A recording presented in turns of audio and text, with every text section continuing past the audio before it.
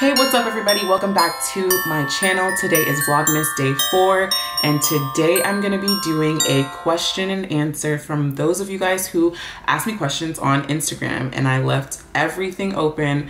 No question won't be unanswered. So go ahead and tune in if you're not already. Subscribe, click the subscribe button below, and also click the bell notification link to be notified every time I post a video. For those of you guys who are new here, my name is Emmy Petite and I am starting out my YouTube career with Vlogmas 2020, and it is a challenge. So today I was supposed to have a vlog up, but I'm actually going to be doing this Q&A for you guys. So if you're not following me on Instagram and you want to ask any more questions, make sure to follow me at Emmy Petite on Instagram. All right, let's get into it.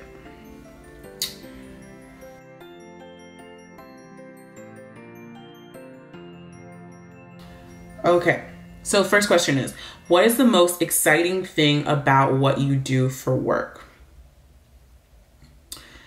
I think the most exciting thing for me is being able to be creative. So being able to think outside the box. For those of you guys who don't know, I work in marketing. I run my own social media marketing company, and I'm also a blogger and influencer. So I would say for social media marketing, I think it's really, really fun to be creative, and also for influencing as well, being able to have a company reach out and say, hey, we need you to promote this product or want you to do this or whatnot, and come up with a creative concept as to how I'm going to convey that message is really fun. I think also what's the most exciting thing about being like a social media marketer and working with different businesses is, or what's most exciting is being able to see those businesses thrive. So being able to start with somebody one day and then also seeing our marketing efforts actually turn into revenue for them, or whether it be brand awareness for their business. That's really exciting to like hear my clients say like, yo, you really changed my business. That really excites me. Okay, next question. Do you have any regrets? If so, what's one, and what do you do to not experience it again? Wow. I'm actually not one of those people who believes like, oh, live life with no regrets. I think that it's fair to have regrets, because I think if you have a regret, it allows you to refocus for the future as far as like what you shouldn't do again. So I like the second part of this question. I think my biggest regret was staying in my comfort zone and not moving out for undergrad and college. I think that that was really just a missed opportunity for me, where I could have really kind of like just had more opportunities in college if I would have moved out. For those of you who don't know, I went to University of Miami. I'm from South Florida. My family lives in North Broward. And so that commute was like an hour and 30 minutes every day. So I wasn't able to partake in as many like extracurricular activities. Plus I had 2 jobs and it was just a lot. So I didn't really have the college experience that I should have had or that I wanted to have. So I think if there's anything I regret, it's not really fully taking that leap and saying, yeah, I'm not going to be a commuter. I'm going to live on campus and really take on that full experience. And also I went to grad school at UM, and I did move, and my experience was really, really great. I was extremely involved, had a lot of opportunities, made a lot of connections, and it was just really great for me. So what's one thing I would do to not experience it again is stop living in fear and just go for it, which is what I did the second time around, and I'm really grateful for that. Next question is, what advice would you give a 60-year-old person who would like to be an influencer? Wow, really good question. Okay, so for a 60-year-old person who wants to be an influencer, my advice to you would be the best damn 60-year-old influencer that you can be. It doesn't matter what age you are. Anyone is an influencer. We're all technically influencers. So there's definitely people in your age range that want to hear what you have to say, regardless of whether it's in lifestyle, maybe it's a hobby that you have. So the best advice that I can tell you is to be yourself and don't let your age hinder you. Tap into your unique voice and what you have to tell people. And this is pretty much the advice that I would tell anyone. So don't let the age be, I guess, the highlight of the question. It's what would I give it to, what advice would I give to any influencer? And that would be to be yourself and show up for your community in a way that no one else is or no one else can, because you have a special type of value that you can give to your community.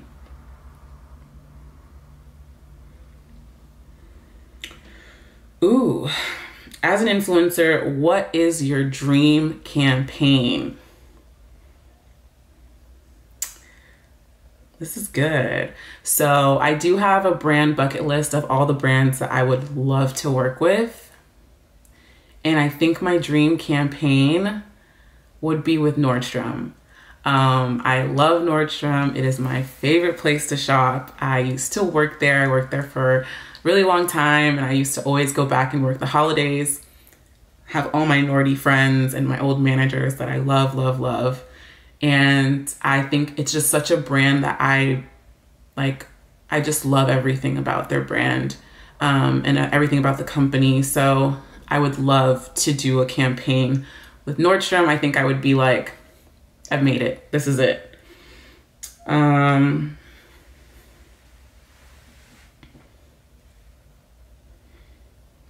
What does a life of both rest and work look like for you? Child, I'll report back when I know, because right now I'm just tired. I'm tired. But I think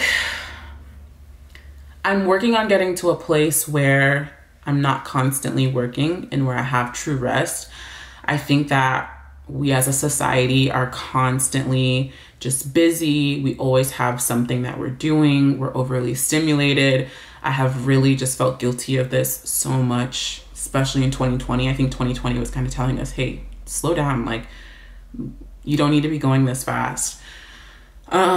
So I think that's hard sometimes for those of us who have really big goals, or we're trying to achieve something that like no one else in our family has achieved before, and we kind of just like push ourselves to the point of burnout. I do that often, and so I'm really working on trying to balance having goals, being ambitious, but also valuing and knowing the importance of rest and living with that. So when I find that balance, I will come back and answer that question.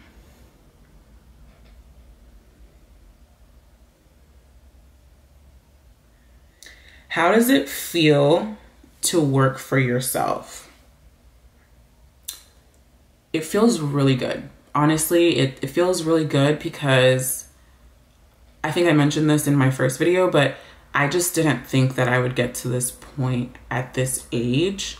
And while it feels good, it's also very like, I kind of just take it a day at a time. Like, I don't have this huge like pressure on myself to, I don't know if that's completely honest. I definitely put pressure on myself, but I am still very understanding of the fact that I'm learning the ropes of running a business. I don't have this pressure to be perfect. I'm trying my best. I want to be excellent at what I do, but I give myself room for growth, and I also am open to wherever life leads me. So it feels good. It feels good. What's the hardest thing about running a business? Where do I begin? I think the hardest thing is there's not really this like true roadmap, and I don't necessarily have mentorship or like someone close to me that I can say, hey, like, how do I do X, Y, and Z? Do I register my business as an S Corp or an LLC? It's a lot of figuring everything out on my own. So I think sometimes that's hard, of not being able to just like call someone up and say like, hey, I need help with X, Y, and Z. So I think that that's probably the hardest thing, as well as dealing with the mental like anxiety of running a business. I think a lot of times people don't talk about that. And I think there's a lot of like, there's a lot of like mental health things that kind of like tie into being a business owner and to being an entrepreneur. And I've only been doing it full time for a few weeks now, so I can only imagine. But I feel like there's going to be a lot of breakthrough and a lot of growing in this season, so I'm excited about that. But it is hard. There are things that are hard about it, and while I enjoy it, I also am aware that there are factors of it that I'm going to have to work through and grow through and tap into other resources and experts who can help me grow through that. I love this one. What happened to the nationally acclaimed Wind Down? Okay, so if you're new here, I used to do a show on IG Live called The Wind Down, where me and my co-hosts, my studio audience, as Wendy Williams says, would talk about different cultural topics, hot topics, things that were going on in the world. And I would have everyone come on and share their opinion, and then I would share my opinion about what was going on. We would have really, really good dialogue and discourse. If you ever want to see maybe an old show, you should check out my IGTV. I think there's a few episodes still there. And we would do that Wednesday night live over a glass of necessary wine. So I think what's happened with the Wind Down is I love the Wind Down. It was literally always my favorite, part of the week, but it's just, I'm trying to get really, really clear, in my purpose and what I'm meant to be doing. And I don't want to be doing just everything, but I do love it so, so much. And I want to bring it back in a different way at some point. But I think that sometimes when you have a lot of different interests and a lot of different talents, you can get, you can dive into everything and do everything mediocre and not really tap into something and do it really excellently. So I think for me, it was kind of like, I need to like scale down my brand into like one or two things that are like very clearly, this is Emmy Petite. And then later on reincorporate those other things that I'm really passionate about and that I really love to do. So with that being said, today I literally was like, we had a really great year with the Wind Down this year, and I want to do almost like a 2020 wrap up and talk about all the different like hot topics, everything, and kind of see what people's perspectives are, whether their perspectives stayed the same, also just what they think about 2020, and have that conversation. If you guys are interested in that, comment Wind Down 2020 wrap up down below. I really want to know if you're interested, and I will do it. Okay, next question. What is your dream job? Okay, so obviously I am an entrepreneur now. I work in social media marketing as well as influencing and blogging. And I think this has always kind of been like my dream, is to like do this for myself. But aside from that, I did always have like corporate dreams as well. So I think that in my last role, and I think I told you guys in the first video, I didn't necessarily, think that I would be like an entrepreneur now. I kind of foresaw that as like right before I have kids, before being like a stay-at-home mom, kind of building a business at home so that I could have that flexibility. But I have always wanted to work for there's like 3 major marketing and advertising agencies that I absolutely love their work, love their concepts. They're not traditional at all. And I've always wanted to work at one of them. And I've been in communication with one of those agencies for about 2 years now.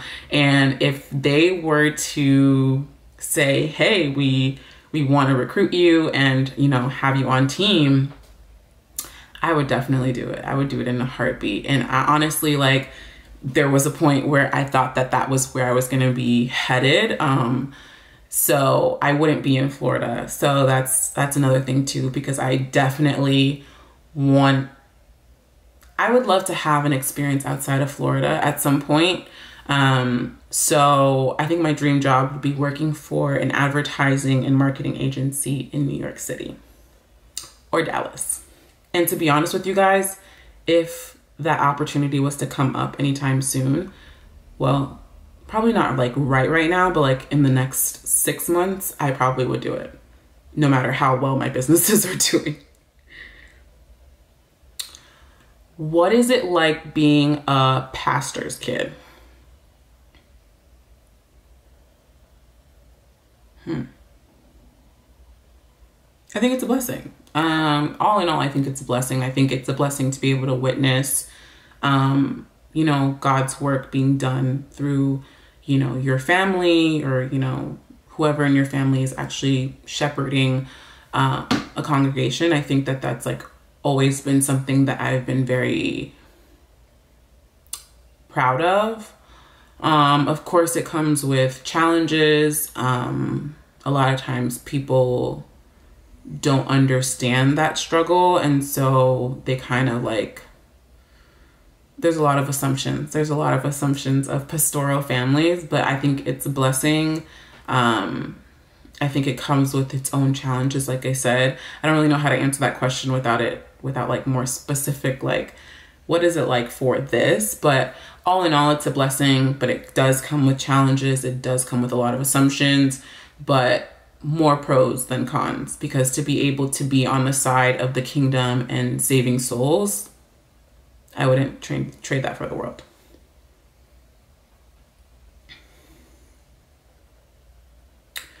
Next question is, would you ever consider going into ministry?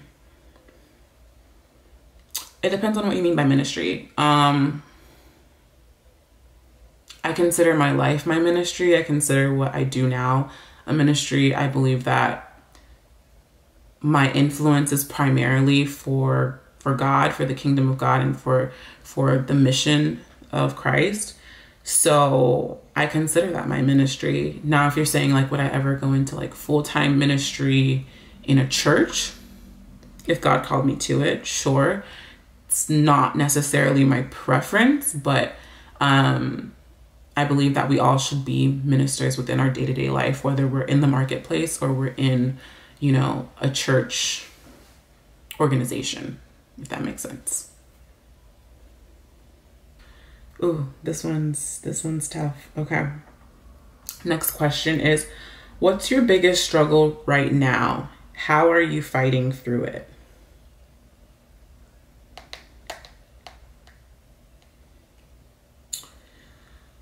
I think my biggest struggle right now is I think it's dealing with anxiety, dealing with a little combination of like burnout and anxiety. I think that for the past few years, I've really like pushed myself and challenged myself to kind of get better and be really ambitious and work a lot. And I think that it's put an unhealthy pressure on myself. So working through that and realizing what triggers me into like an anxious feeling of like, I need to do more, or like I'm not doing enough. I think that is probably my biggest struggle right now, and it seeps into a lot of things. So I take it very seriously to try to manage that and try to get better life skills in order to deal with that. And one of the ways that I'm doing that is by going to therapy. So if you're struggling with anything like that, try to reach out to a therapist. More often than not, we need therapy. There's just so many things that we've all individually dealt with in our unique life experiences that maybe are, you know, triggered us or, you know, caused trauma to us. And so we have to work through those things. And so that's something that I'm doing now in order to understand, hey, this is what triggers my anxiety. So therefore, here are the things that I need to do in order to not reach that trigger. So that's been really helpful, especially like now with transitioning into being an entrepreneur. Talking through these things is really important, because there's so much like self-sabotage that happens based on things that we've been through in our lives. So without talking through those things, you may not even realize like the impact that you have on yourself and how you may be holding yourself back, whether it be emotionally or like just in your real life. So that's pretty much how I'm dealing with that struggle right now. Okay, last question. If you could relive one moment in your life, which would it be? Okay, so if I could relive one moment in my life, it would probably be, I can't remember what Christmas this was, but I must have been in like 4th grade, maybe like 3rd or 4th grade. And literally like most of my family from Haiti was in town here, and just like, it was just such a great Christmas because so much of my family was here. We had a lot of fun connecting and just being with each other. And I would probably say I would want to relive that moment just because family means a lot to me. And that was a really, really great year just because I got to see so much of my family that year. So either be that or grad school, traveling the world to create documentaries for Special Olympics. I absolutely love to travel. And so, you know, those 2 years of being able to work with Special Olympics and traveling to Uganda, Serbia, Mongolia, Abu Dhabi, Dubai,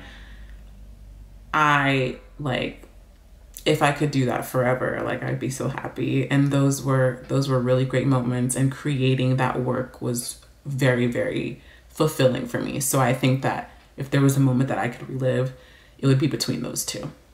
All right, everybody, thank you so much for submitting your questions. I really, really had fun reading through all of them. Thank you so much for watching this vlog. I hope you liked it. If there's anything that you want me to elaborate on, go ahead and comment down below. And if there are any other questions for a future Q&A, which I foresee during Vlogmas, go ahead and drop them below.